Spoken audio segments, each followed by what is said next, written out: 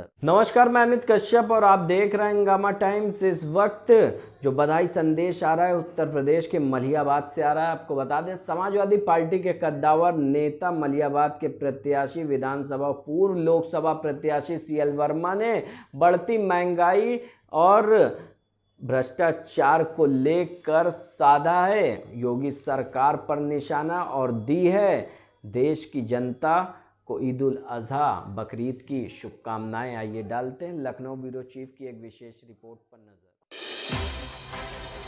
UP की सियासत और जिस तरह से अभी राजनीतिक अटकलियां तेज हो गई हैं, सभी पार्टियों के राष्ट्रीय अध्यक्ष सड़कों पर उतर आए। समाजवादी पार्टी के राष्ट्रीय अध्यक्ष अखिलेश यादव कभी मलिहाबाद पहुंचते हैं, तो वहीं कांग्रेस की महासचिव प्रियंका गांधी लखनऊ की सड़कों पर मौन धरने पर बैठ जाती हैं। और आने वाला पर्व भी है ईद उल अजहा।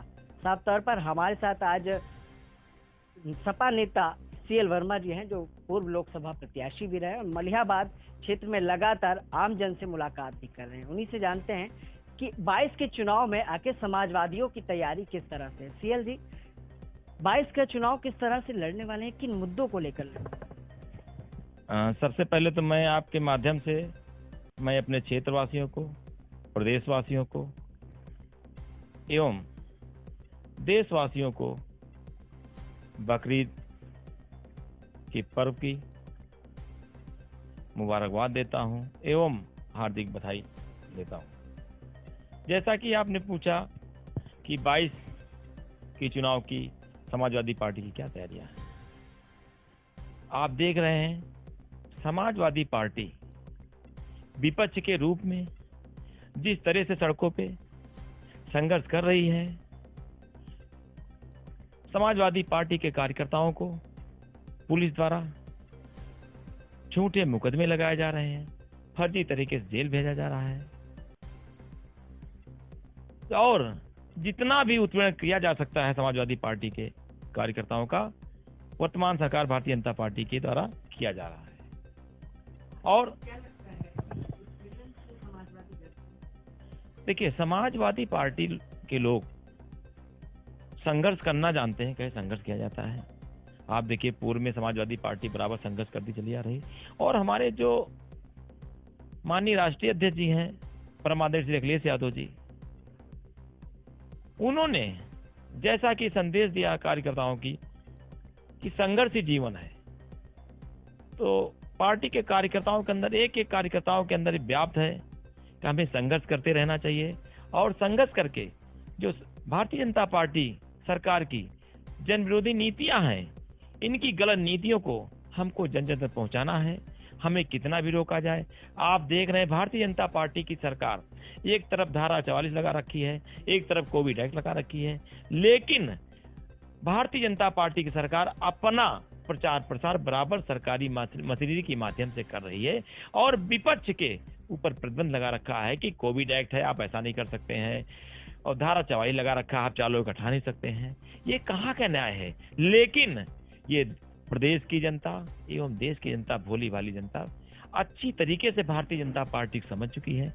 आप देखिए, भारतीय जनता पार्टी द्वारा किसी तरह का कोई वादा पूरा नहीं किया गया है, कोई विकास कार्य नहीं किया गया है और हमारी बहन बेटियों की इज्जत आबरू किस तरह से लूटी जाती है और उनके साथ गैंग रेप होता है और उनका मर्डर कर दिया जाता है। उसके बावजूद भी कोई कार्रवाई जो लोग होते हैं उनके खिलाफ नहीं की जाती। इसलिए यूपी की जनता इतनी समझदार है कि 22 के चुनाव में इन सभी चीजों को लेकर जवाब देगी। उत्तर प्रदेश की जो जनता है बहुत ही समझदार। आप देखिएगा, जो भारतीय जनता पार्टी ने कभी उम्मीद नहीं लगाई होगी कि जिस तरह से 2014 जब तक भारतीय जनता पार्टी की सरकार द्वारा, भारतीय जनता पार्टी के लोगों द्वारा जो जनता को गुमराह करके सत्ता काबिज करते रहे हैं, अब वो समय आ गया है।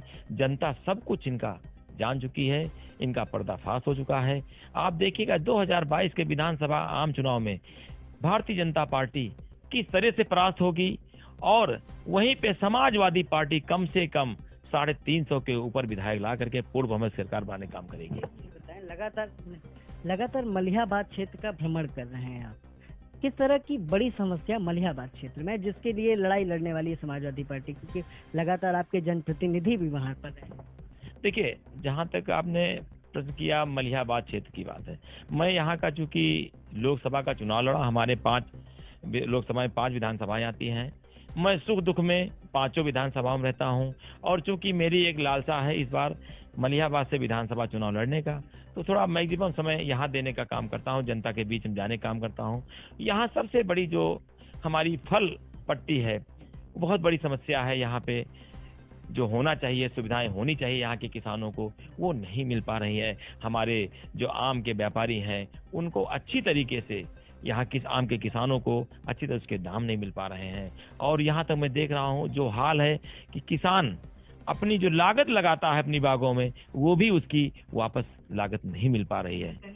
आम व्यापारियों के लिए जो अखिलेश सरकार ने आम मंडी, सब फल मंडी बनाने की एक कोशिश की थी, उसको बीजेपी ने रोक दिया। लेकिन भारतीय जनता पार्टी की सरकार जैसे विदा होगी 2022 में, समाजवादी पार्टी की सरकार यहाँ आसीन होगी और सरकार बनते जिस दिन राष्ट्रीय अध्यक्ष जी इस कुर्सी पर बैठेंगे, प्रदेश की मुख्यमंत्री कुर्सी बैठते ही आप देखिएगा जो भी रुके हुए कार्य उनके जमाने के हैं और जो और नए कार्य जनता के हित में करने हैं, आप देखिएगा विकास युद्ध स्तर पे होगा।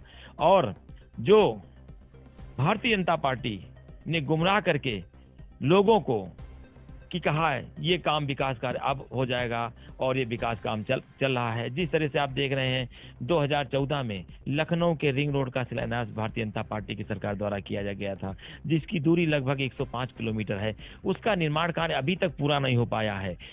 ये भारतीय जनता पार्टी की ये विकास कार्यों की काम करने की क्षमता है। चलिए आखिरी सवाल, उत्तर प्रदेश की जनता क्या विकास कार्यों को देख के वोट देती है? निश्चित रूप से उत्तर प्रदेश जनता समझ चुकी है कि समाजवादी पार्टी की सरकार में जो विकास किया गया है, जो जनता के हित में पेंशन आदि सब व्यवस्था की गई है, वो भारतीय जनता पार्टी की सरकार द्वारा नहीं किया जा रहा है।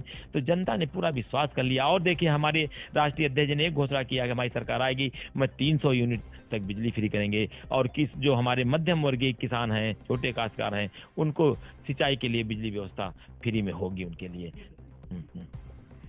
तो ये थे हमारे साथ समाजवादी पार्टी के पूर्व लोकसभा प्रत्याशी CL वर्मा। और कहीं ना कहीं मलिहाबाद क्षेत्र के लोगों की जो बड़ी समस्या है, आम व्यापारियों के लिए जो समाजवादी सरकार ने बड़ा कदम उठाने की कोशिश की थी, अब देखना यह है कि उत्तर प्रदेश की जनता क्या सच में विकास देखती है, क्योंकि अगर विकास देखती तो शायद सत्ता परिवर्तन ना होता। सहयोगी विनय के साथ मैं विक्रम, लखनऊ।